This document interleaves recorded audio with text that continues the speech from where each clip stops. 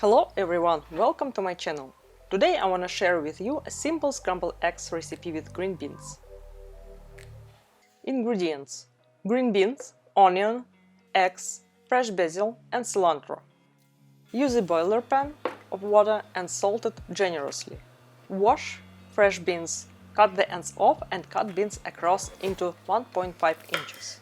Cook the green beans for 5 minutes until tender.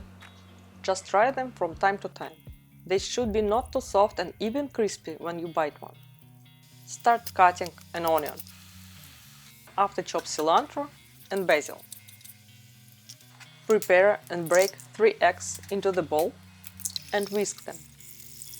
Meanwhile, heat unsalted butter and non-stick skillet and melt butter on it. Add chopped onion to the pan and sauté for 2-4 minutes. Add green beans and mix them with onion. After adding eggs, cilantro, basil, salt and pepper to the pan and mix again. Stir well and continue to cook until the eggs are done. Serve warm as a side dish.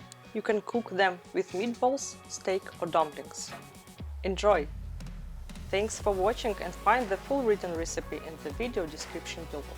Don't forget to subscribe, smash a like button and follow.